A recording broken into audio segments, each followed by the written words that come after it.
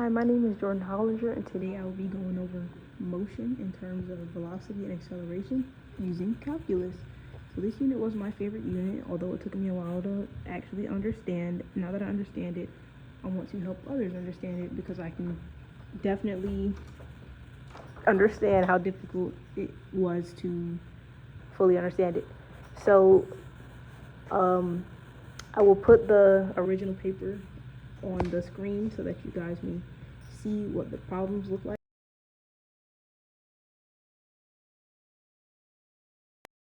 So I'm gonna take an example problem, and we're gonna start with this. So we have P of t equals 4t cubed minus 3t squared. So this is called the position of a function. It's usually given in the problem. The position of a function is represented as P of t, and then equals the function. So the question says, what are the values of P prime of 3 and P double prime of 3? Now, P prime of 3 is also the same thing as the first derivative of 3, and the second derivative of 3 is what P double prime means. Now, velocity is the first derivative.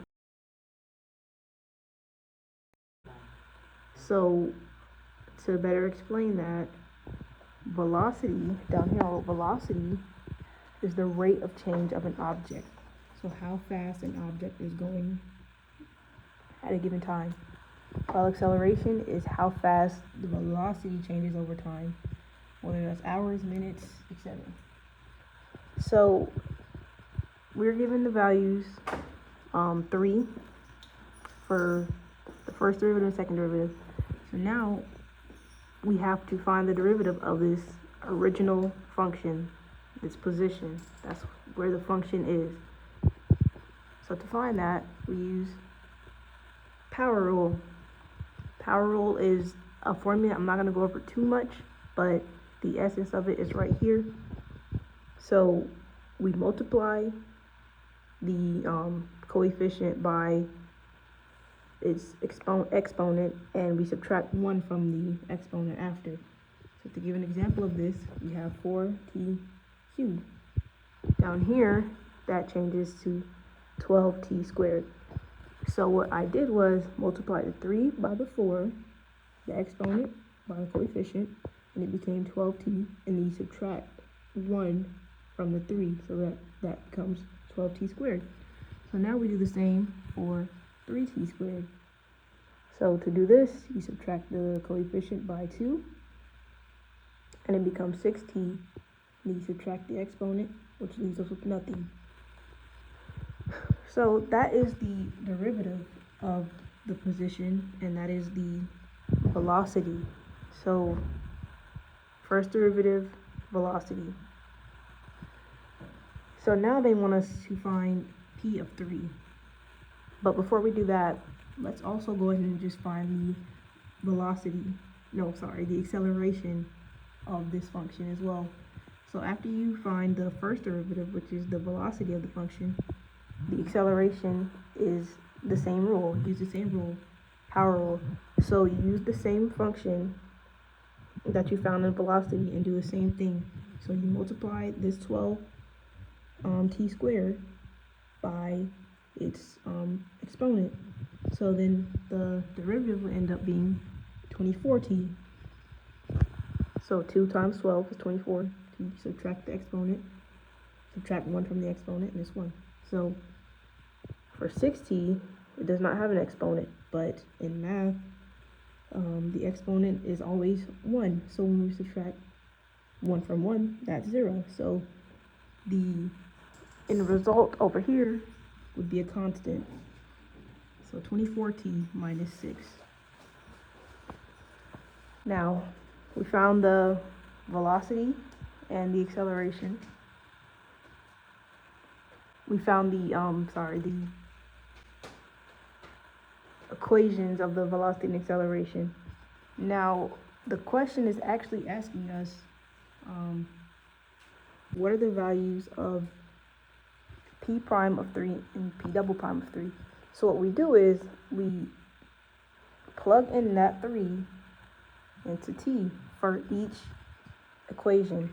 So for the velocity, you want to plug 3 into the derivative of the equation. So the derivative that we found was right here. So we want to do 12t times 3 squared minus 6 times 3.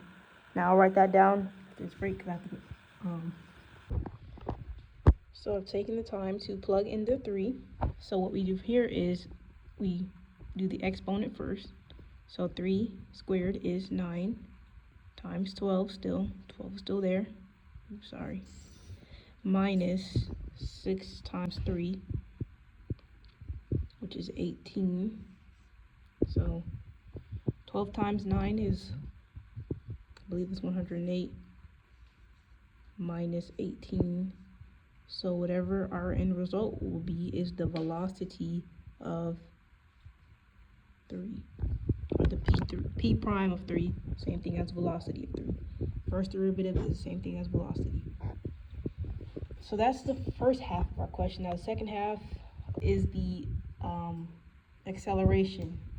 So we found the second derivative of the original position function, and what we want to do now is the same thing, plug in 3 into the second derivative equation. So we have 24t, or 24 times 3 minus 6. So 24 times 3 is 72 minus 6, which equals, this is going to be the a of t, acceleration over time.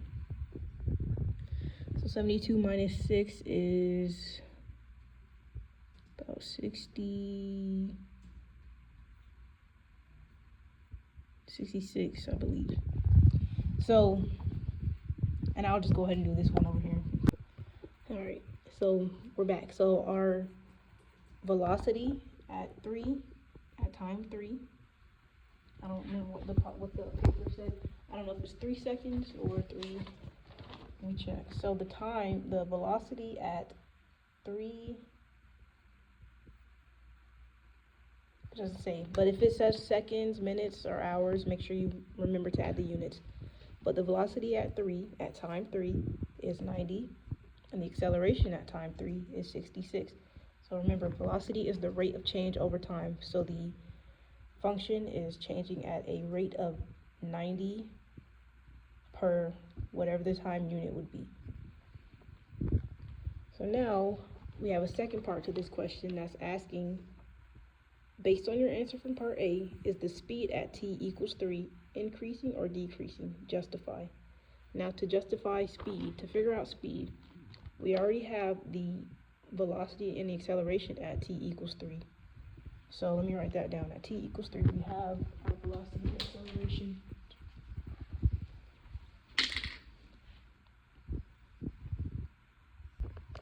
Okay, so at t equals 3, v of 3 equals 90, positive number, and a of 3 equals 66. So both of these numbers are positive. It's important to pay attention to if these numbers are positive and negative. That is how you determine if the speed is increasing or decreasing. So when both v of t and a of t are increasing, are both positive, that means that the speed is increasing. Now if v of t was negative but a of t was positive, then the speed would be decreasing, and vice versa. If the a of t was negative but the v of t was positive, the speed would still be decreasing. So as long as both velocity and acceleration are increasing, or are positive numbers, that means that the particle is speeding up. Now, the last part of this question is asking, on what intervals is the particle moving to the left and right? So to figure that out, first we have to factor our velocity equation. Velocity is important in figuring out if the particle is moving to the left or right. So to figure out if the particle is moving to the left, the number would have to be negative numbers on the left of a line moves to the left. So to figure that out, we have to factor our original velocity equation, 12t squared minus 6t. So let's write that down. 12t squared minus 6t. So first, we have to set this equal to 0, but we can't do that yet until we factor it. So I'm gonna write that down. Factor your original velocity equation to get if the speed is if the particle is moving to the left or to the right. So to factor, we can find a common factor in this equation is 6. So we divide by 6 or take out 6. So now we have 6t. We actually could do 6t. 6t times 2 gives you 12t. 2t, sorry. 6t times 2t equals 12t. And then we can subtract because it's a negative right here, and minus 6t. Subtract 1 because 1 times 16 equals, well, negative 1 times 60 equals negative 6t. So that's our factored equation. Now we can set it equal to 0 to find where the particle is stopped at. So to find where it's stopped at, we want to take both of these factors separately. So we want to set 6t equal to 0 because we want to find, in order to find if the particle is moving to the left or to the right, we have to stop it first, find out where it's stopped at. So the velocity is stopped right here. So 6t equals 0, and then 2t minus 1 equals 0. So we solve for t right here to find out where the particle is stopped at. So 6t, you would divide by 6 to find t, and t equals 0 because 0 cannot be divided by 6. Now for this one, we want to add 1 on both sides. So then we have 2t equals 1, positive 1, and then we want to divide by 2 to find t. So t equals 1/2. So we have 2 times. We have at t equals 0 and at t equals 1/2, the particle may or may not stop. So let's figure it out. And to figure it out, we use something called a sign chart. So I wrote it up here, a sign chart. A sign chart is like a line which starts at negative infinity, so that's all real numbers, and positive infinity. So all number values are included. So according to our math from earlier, the particle stopped at t equals 0 and t equals 1/2. So let's go ahead and write that on the chart. So 0 goes first because it's bigger, because it's smaller than 1/2, sorry. So you write 0 up here, and then you can write 1/2 right here. And then make sure you have your infinity and negative infinity. So to figure out if the particle is moving to the left or to the right around here, we have to find a number that's smaller than 0 and bigger than 0. So we write our numbers down on the sign chart. So we have negative infinity, positive infinity. So what we want to do is we want to have a number that is bigger than where the particle is stopped at, so bigger than 1/2 and smaller than 1/2, and bigger than 0 and smaller than 0. So for the numbers, I'm going to choose, since 1/2 is the same thing as 0.5, I'm going to choose 0.3, so I'm converting it to a decimal. So I'm going to erase this and put 0.5 to make it easier. 0.5. So let's do 0.3. And let's do 1. So 0.3 and 1. Now for 0, let's find a number bigger than 0 and smaller than 0. So for 0, let's do -1. And we can just keep the 0.3. So I'm going to back up a little bit so you guys can see the numbers. So what you want to do is you want to plug these numbers into the velocity equation to see if the numbers are negative or positive. So this is where you'll need a calculator at. So what you want to do is you want to plug in 1 into the velocity equation again. So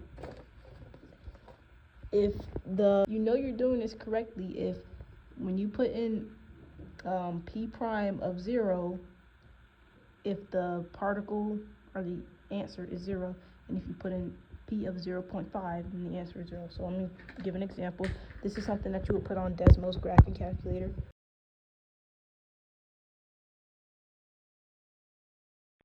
So P, well actually, let's do V, let's do velocity so you guys know it's velocity. So V of 0 equals, our velocity equation was 12 times squared minus, right. So plug that in, and if you get 0, then that means that you're doing this correctly. So then what you want to do is put another number that's smaller than 0. So let's do V of -1 equals -1 minus 6, -1. So once you plug that in, it'll tell you if the particle is moving to the left or to the right after time 0, or t equals 0.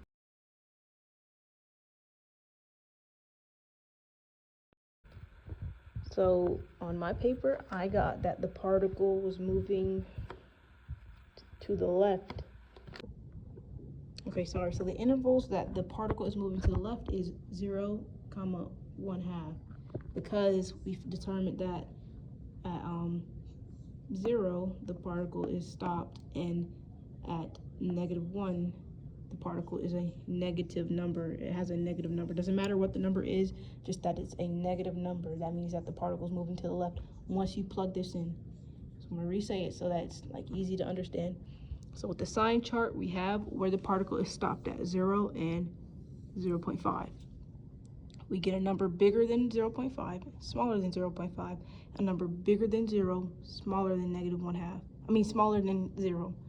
So we use those numbers that's smaller and bigger and plug them in. You want the bigger number to be positive. That means that the particle is moving to the right.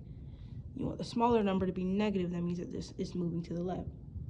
So at 0, the particle is stopped. At -1, the particle is negative. So that means that it's moving to the left. Now to figure out the intervals for where the particle is moving right to the right, we plug in 0.3 and +1, because at 0.5 the particle is stopped because we set it equal to 0. So on my paper, the particle is moving to the right at intervals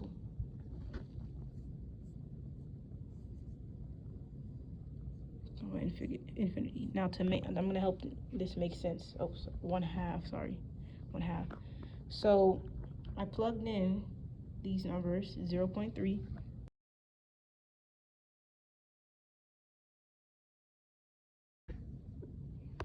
so I'm gonna plug in 1 after, because it's bigger than 0.5. So V of 1, so 12 times 1 minus 6 times +1. Now this should be a positive number. So we've already determined that at 1/2 is when it stops, the particle stops. So now the particle changes direction. So it's moving, it stopped at 1/2, and now that we put a number bigger than 1/2 in, it's moving to the right because it's a positive number. So I'll try and give an example of this. So we figured out that the intervals, 1/2, infinity, is where the particle's moving to the right. So let's put 1/2 right here. So 1/2 is right here. So the particle was moving to the left all the way till it got to 1/2, and it just stopped, right? And then once it got to 1/2, it changes directions and it goes to infinity, positive. So to the left, and now it's going to the right, infinitely. So 1/2 is the stopping point. 1/2 is where the particle stopped at.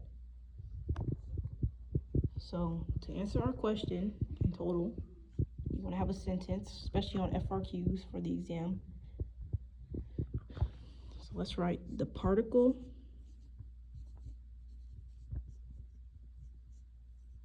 is moving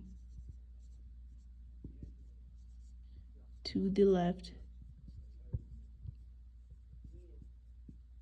at interval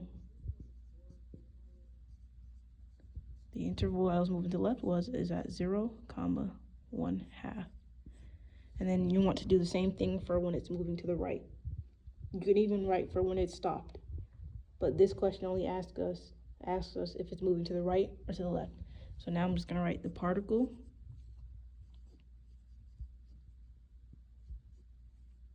is moving to the right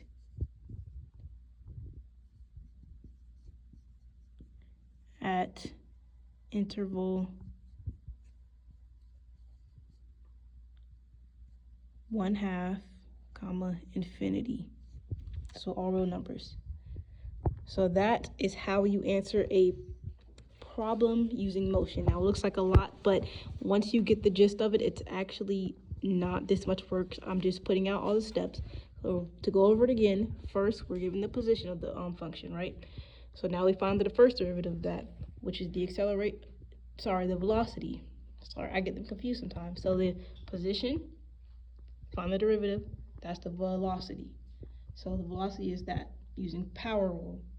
Next, we found the acceleration, which is, where did I write it at? I wrote so much.